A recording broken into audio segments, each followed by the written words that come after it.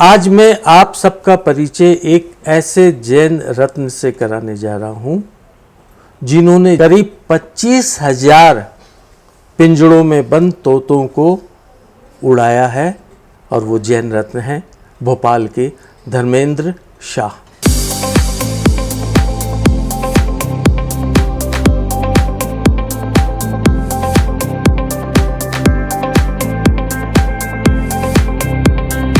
धर्मेंद्र जी, जैन रत्न में आपका बहुत बहुत स्वागत। सर जय जिनेंद्र सर। क्या है आपका पंख मिशन? सर मिशन पंख एक सोच है बस, ये जो मुझे मम्मी से मेरी विरासत में मिली हुई चीज़ है। मैं छोटे से यही देखते हुए बड़ा हुआ हूँ। जब भी मम्मी मार्केट से पैरेट खरीद के या जो भी उनको मिलता था उस टाइम जब पैरेट को उठा के खरीद के आज़ाद कर देती थी, और उसके बाद जब वो नहीं रहीं तो फिर उसको मैंने मिशन पंख नाम दिया और इस काम को आगे बढ़ाया।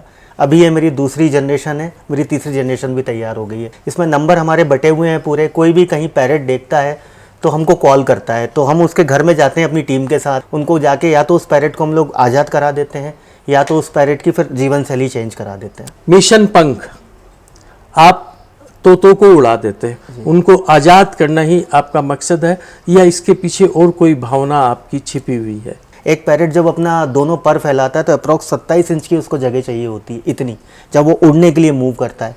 और हमारे देश में पिंजरे का स्टैंडर्ड साइज लगभग 18 से 20 इंच का है। तो कैद तो समझ में आती है, लेकिन ऐसी कैद जिसमें हम जीवन भर अंगड़ाई भी नहीं ले सकें।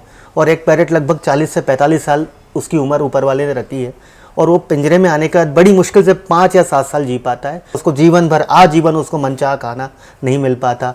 हर सेकंड उसको प्रॉब्लम होती है, अपनी बीमारी से बीमारी कुछ नहीं बता पाता, क्योंकि जंगल में अगर वो पैरेट होता है तो अपना इलाज वो खुद ही कर लेता है, औषधि पत्ती खा के कुछ भी खुद को ठीक कर लेता है। लेकिन जब वो इंसानों के बीच में फंस जाता है तो उसका खुद का कुछ भी नहीं रह जाता, और बस उसकी किस्मत में एक ही चीज़ है, वो एक ही चीज़ सोचता है कि कब मेरी मौत हो जल्दी और मैं यहाँ से छूट जाऊँ। तो पिंजड़ों में जिन तोतों को कैद किया गया है, जिनके घर पे है, वो उन्हें खरीद के लाते हैं, फिर वो आपको क्यों देंगे? पैरेट और पिंजरे के बारे में लोगों को बताया ही नहीं गया है कभी। उनको तो ये लगता है कि हम एक पैरेट को लाएं, उस ज़िंदगी को हमने बहुत अच्छा रखा हुआ है, हम इसको अपने बच्चे जैसा पाल रहे हैं, पर उनको ये कुछ भी नहीं मालूम है कि वो कितनी पीड़ा झेल रहा है। वो मिट्ठू मिट्ठू नहीं बोल रहा है, वो अपनी परेशानी बता रहा है। तो जब हम जाके उनको बताते हैं तो वो उस चीज़ को एक्सेप्ट करते हैं, समझते हैं। दो चीज़ें सामने आती हैं, या तो पैरेट मान लीजिए 6 महीने 8 महीने या 10 महीने हुए हैं, 1 साल के अंदर उस पैरेट को हुआ है, और वो अगर हमारे हाथ में आ गया है तो हम उसको लेके भोपाल के किसी लोकेशन पे उसको आज़ाद कर देते हैं, जिससे कि वो अपनी फैमिली में या अपने झुंड में कनेक्ट हो जाए। लेकिन हमारे पास 80 से 90% केसेस ऐसे आते हैं कि पैरेट को 2 साल हो गए, 5 साल हो गए, 6 साल हो गए, तो अब वो अपने जीवन में वापस नहीं जा पाता।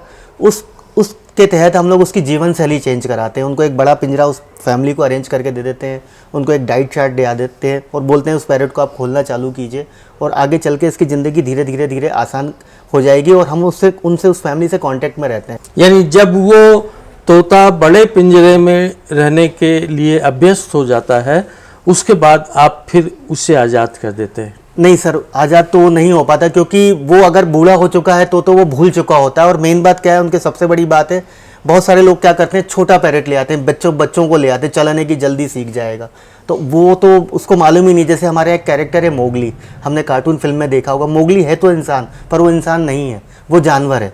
वो जानवरों के बीच में रह के जानवर हो चुका है। तो यही सेम पैरेट के साथ हो जाता है। मैंने तो ऐसे ऐसे केस देखे हैं कि पैरेट ही नहीं बचता है। जब से उसने बड़ा हुआ है, आंखें पहली खोली, जब से उसने इंसानों को ही देखा है, तो अपना नेचर पूरी तरह भूल चुका है। उस पैरेट की फिर हम लोग जीवन शैली चेंज करते हैं, जिससे कि उसकी आगे की ज़िंदगी अच्छी हो जाए।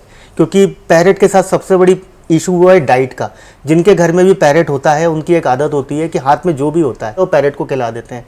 पर लोगों को ये नहीं मालूम है कि पैरेट को एक चॉकलेट का टुकड़ा देते से इंस्टेंटली उसको हार्ट अटैक आता है, और नमक की चीज़ें या चिप्स वगैरह खिलाने से 1 या 2 दिन बाद उसको ब्रेन स्ट्रोक हो जाता है, वो मर जाता है पैरेट। आपने 25,000 तोतों को उड़ा दिया, तो ये पैरोट्स, ये तोते आप क्या बाजार से खरीद के ला के उनको आज़ाद किया, या ये संख्या कैसे पूरी हुई?